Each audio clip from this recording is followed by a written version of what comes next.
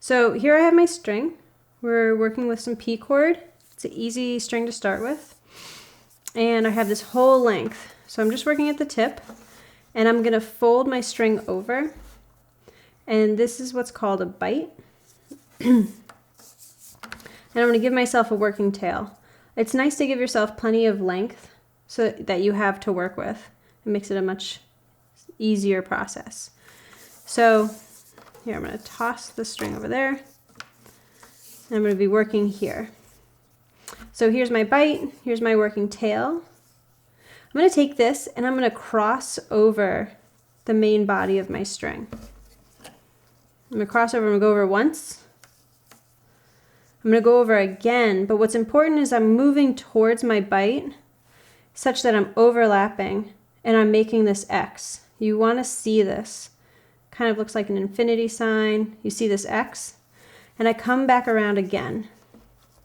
The third time I go over, I'm crossing over this lower section of the bite, this part, and then I'm gonna follow this main body string underneath that X. So I make sure to come over that, and I go and I follow that string going under that X, and I pull.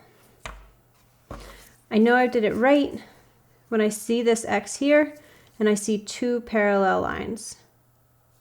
This is such a useful knot. I really use it all the time.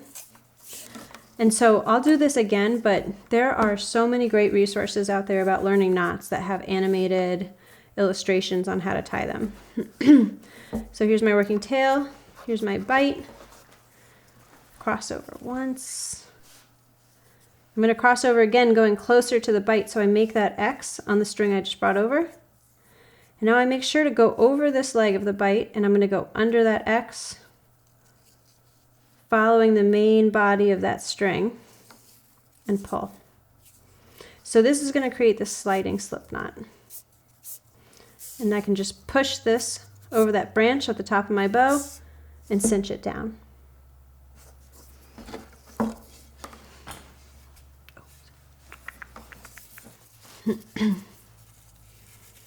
So open it up, bring it over,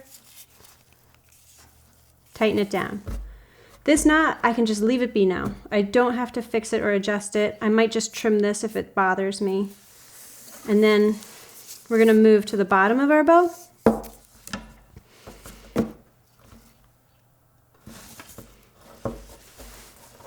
So here's our groove, our little beaver chew that we cut earlier. This is gonna be that anchor for this clove hitch. Again, the clove hitch is such a good knot, and once you learn it, you're gonna use it for so many things.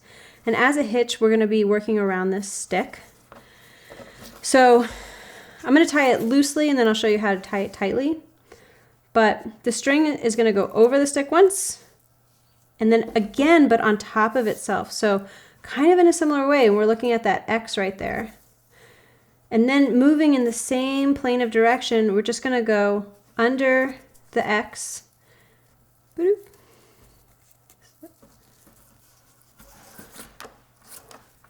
and then pull from there. And this is what it should look like. This tail coming out this way, this tail coming out that way, X, two parallel lines. So it's similar, but we're working in a slightly different plane.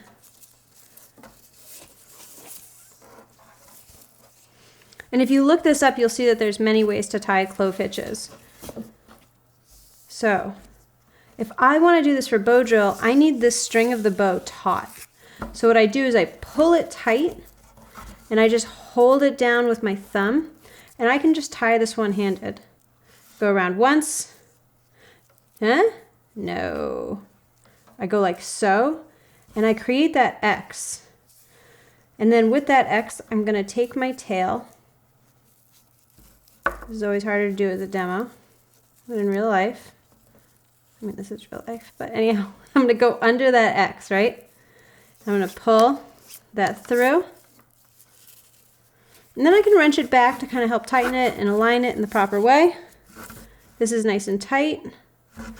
Now I cut this string pretty long. Sometimes that can be helpful if your string breaks, but what's not helpful is like having to deal with this, at which point I just use some half hitches and I pull that through. Here's your bow. Half double Fisherman's, Clove hitch, and a bunch of half hitches just to take up slack.